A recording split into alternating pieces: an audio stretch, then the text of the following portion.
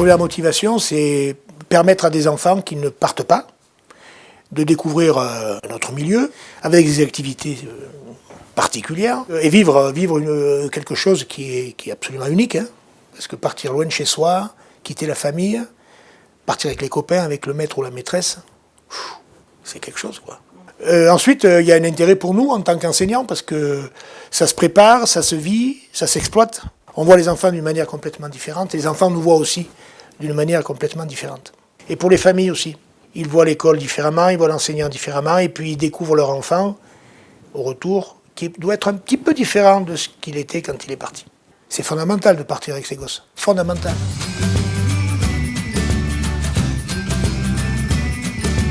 Vous savez, il faut des projets, hein. Il faut monter le projet, c'est très compliqué. Mais voilà, c'est pour ça qu'un enseignant, des fois, il n'est pas prêt à ça aussi. Et je pense qu'il faut qu'il y ait une relation entre ceux qui proposent la culture de la classe découverte, donc les centres, la Fédération des œuvres laïques, la Ligue de l'enseignement, et puis l'enseignant, il faut qu'il y ait vraiment une aide, quoi. Une aide à construire le projet, à le soutenir, à l'étayer. À travers l'amicale laïque, par exemple, et à travers les actions qu'on peut faire pour le financement, d'abord on est en relation avec les élus puisqu'on présente un projet, donc ils en parlent, les enfants en parlent, les parents en parlent. Voilà, le projet était déjà inscrit dans la presse, on en parlait, on rencontrait les élus. Et forcément, ça impacte la vie de la commune, oui.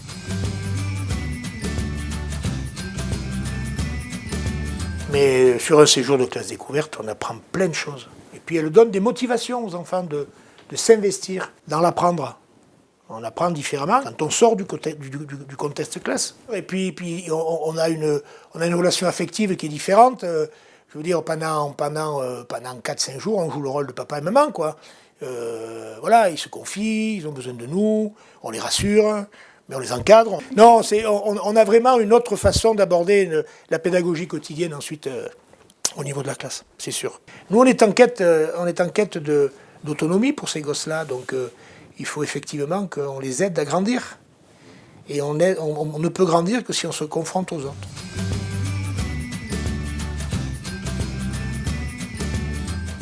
C'est comme un enfant qui fait l'UCEP. Moi, si je le pousse à faire l'UCEP, c'est qu'au bout d'un moment, je lui dis, allez, quand tu seras en 6e, tu vas à l'UNSS.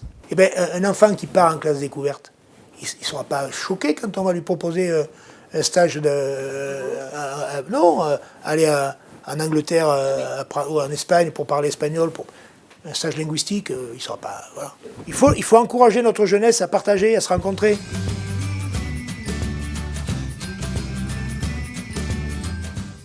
Il faut qu'il y ait plus de facilité à trouver les financements.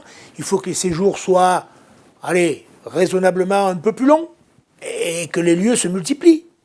Les lieux d'accueil, avec une qualité, bien sûr. Attention, il ne faut pas non plus envoyer les enfants n'importe où. Il faut que ce soit encadré. Il faut qu'il y ait des centres avec des références.